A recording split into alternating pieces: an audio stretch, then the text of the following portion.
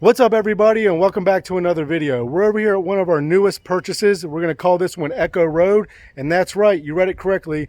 A wholesaler made $32,000 just by finding this house and selling it to us, and we don't care one bit. And I really want you guys to stick around to the end of this video, as I'm going to give an important lesson about buying from wholesalers. So please stick around for that. This video is just going to be me walking through the video, talking about the numbers, what we bought it for, what our budget was, and just kind of walking through it so you guys can see kind of what we're working with here. As you can already tell, this house is in good shape, at least from the outside. Does the inside look the same? You have to wait and see. All right, so to get started here, again, this house is clean, at least from the outside. Way better than the things we're used to looking at on a daily basis, and it's in a fantastic neighborhood. This is one of the best areas of Charleston. It's in South Hills, and it's a very desirable area. People love it up here. They love the neighborhood. They love the schools. So already starting off good here. First things we're looking at, it looks like the windows are in good condition, and the outside, again, is in good condition. It's also taking care of the lawn and everything. So we paid $110,000 for this house, and I'm just going to kind of walk you around the outside first to see what we're working with out here before we get started on the inside. All right, so I actually ran around the side here because one of the neighbors was walking up the street, and I knew they wanted to talk with me. Next thing you know, I'll be sitting here for an hour having a talk with a neighbor. Not trying to be mean, I'm just busy. Promise. All right, so now I'm up on this hill. We're in West Virginia, so you're almost guaranteed to have a hill as your back or front yard or both. But anyway, from up here, we can tell it's going to need a roof. Again, we've already done a soft budget on this thing in order to make the offer. We're going to do exact numbers and get bids down to the exact number from our contractors here soon. Working on that now. Also, it's going to need a new deck back here. I'll explain why that is when we get down into the basement. It looks like the HVAC's in good condition, or at least newer. I'm not sure what's going on here, who built this or why it's like that. I'm guessing because it used to set on the deck that used to be here, but they ripped all that out for this. Again, I'll talk about that once we get inside. But anyway, it's way too hot out here. I'm going to walk around. We're going to go inside and talk about the repairs in there. All right, you guys ready? Is it going to be destroyed? Is it going to be a hoarder house? Uh-oh. No, it's in great condition. Nice surprise. So that's downstairs. We're going to start upstairs first. So again, this thing is pretty clean, especially for what we're used to seeing. Nice wood floors, a little bit faded in some areas. Windows are all updated. Nice little fireplace there. Nice big room. I would like it a little bit more open to the kitchen, but this is how they built almost every house in West Virginia, with the kitchen closed off. Guys, real quick, please, if you're liking this content, if you're enjoying this video, please hit the thumbs up button. It helps me grow this channel, and I really appreciate it. Thank you so much. I guess open kitchens is more of a modern concept, and that just hasn't made it here yet. So this kitchen, this is where we're going to need a little bit of focus. The cabinets, while in good condition, they're dated. We may keep those. Again, stick around to the end of the video, and I'll talk about the two options we have when rehabbing this house. Fridge is in good condition. It's left open so it won't stink up the place. Guys, pro tip, if you ever go walk through a house and the power is not on, never, ever, ever open the fridge under any circumstance. Just don't do it. Just trust me. So we will need granite countertops in here if we do a full rehab. Laminate's just not going to cut it in this area. If we did a full rehab on this, I'll give you some of the numbers now, but if we did a full rehab on this, we'd be asking $225,000 resale. All right, let's head back here to some of the bedrooms. Not bad, it's actually a good size. Nice closet, a ceiling fan. See, these are some things that would need updated if we did a full rehab. This bathroom. All right, so we're going to need some votes on both bathrooms. So you guys get ready to vote. Comment below. Do you like this vanity? Yes or no? It's in good condition. There's nothing wrong with it. But do you like the wood vanity? Say yes, wood vanity, or no, wood vanity. I personally don't like it because I like modern. But my partner Steve likes it. And I like that he likes it because then we wouldn't have to spend any more money, which is good for the budget. But I don't know. If we do a soft flip, which I'll talk about, I think we can keep it. If we do a full rehab, my vote is to replace it. I want you guys to vote on the other bathroom too. So it has tile backsplash, which is great, or tile surround, but they did wood trim around it. I don't like that.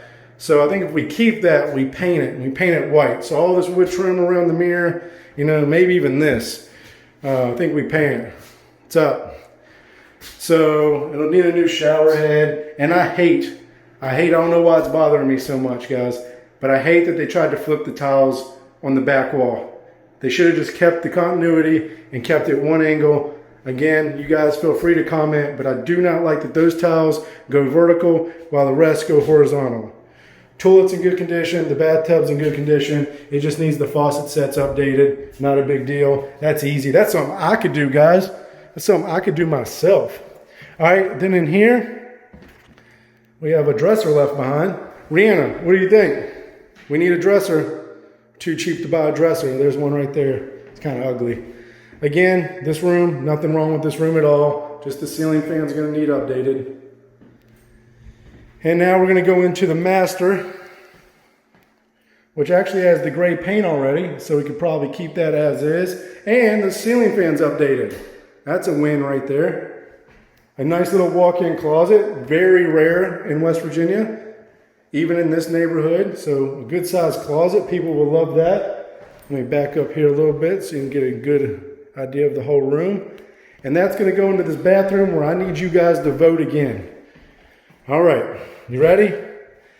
Steve thinks that this tile is fine, that we should just keep this. And I am of that opinion too if we do option B.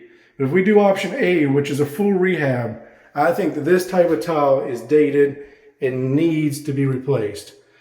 Again, you guys load up the comments down below and help us decide what to do with this. It's in good condition, so nothing really wrong with it.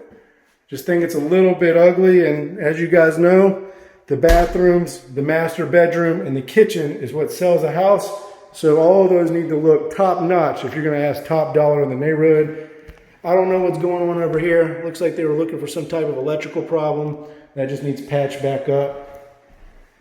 All right, now let's head downstairs where a majority of the money, no, I don't want to say that, but a large amount of the money will be spent because this house didn't sell because it had a structural problem. Isn't this kind of weird? These like planter boxes inside the house, they're kind of cool, but I just think that they take up unnecessary square footage. I probably would not want that or build that inside my own house, but I guess it's as cool as an accent wall or whatever. All right, so here's where the problems start, and this is why the house could not sell on market, because it has structural. If you guys don't know about structural, it's basically the foundation of the house. It's not in good condition. The bank will not lend on it unless it's approved by a structural engineer. So if that can't happen, the people can't sell their house, and they have to sell to people like Tyler, the wholesaler, who buys it for cash, or somebody like us who can buy it for cash. So I'm out of my depths here. This is all Steve. I don't know what to tell you, how to fix it or anything like that. I do know how to tell if it's wrong. I know how to measure it because Steve taught me that. But outside of that, not my lane. I'm not going to even comment on it. If I told you guys something, it'd probably be the wrong thing. And I don't want you guys coming back to me saying you tried to fix your structural and did it wrong because of me. All right. So obviously we got to fix the structural and put all of the walls back up. And the structural is going to cost us about $8,000 to $10,000. That's what we're guessing right now. And here is the bathroom, or another bathroom. This would make it 3 baths. So we'll put this whole bathroom back because we need the square footage. And then you go back here, a little storage area under the stairs, kind of creepy. Here's another bedroom. Now, we do have to add a closet in here. Another thing, or another tip, guys, it's not a bedroom unless it has a window and a closet. So this is kind of dead space here. We're not sure why they put that in, but we could easily make that a closet and make this a bedroom. This probably technically can't be a bedroom. Some may view it that way, but we probably can't list it as a bedroom. It does have a closet, but no window. So that's just another extra office or playroom or whatever you want it to be. And then that leads us out here to the garage. And let me see if I can find a light switch. Boom. Nice big 2-car garage. Not as big as I would like. It's going to get a little tight in here if you got 2 trucks. But if you got 2 cars, it'll work just fine. Most people only use 1 car in here and they use the rest as storage anyway. And it'll work perfect for that. Comes with an extra toilet. That's a score. And you got a nice newer hot water tank there. And the HVAC is also upgraded and in good condition. I don't know if it's new, but it's upgraded. The electrical box is upgraded. Steve, what is that? 100 amp? That's a joke we have inside the company because I call everything 100 amp when I think it needs upgraded. Again, out of my depth on that stuff. All I care about, or at least all I worry about, my only responsibility is do the numbers work? Are we going to make money at the end? And can we pay all of our employees, keep the lights on at the office, and make good money as the owners? All right, guys, well, that will finish up the walkthrough of this house. Let me know what you think, but stick around. I'm going to talk about the numbers, and I want to give you guys a quick lesson on buying from wholesalers. All right, guys, I hope you enjoyed the walkthrough. As always, I'm going to finish up my little life lesson or my business lesson here in the kitchen. So first of all, let's talk about the numbers. I said we have two options on this house. Option A would be a full flip or a full rehab, and option B would kind of be a soft flip or a soft rehab. So option A would cost us about $62,000, including the structural downstairs, which would cost about $8,000 to $10,000 to fix. And then we could ask $225,000 for this house.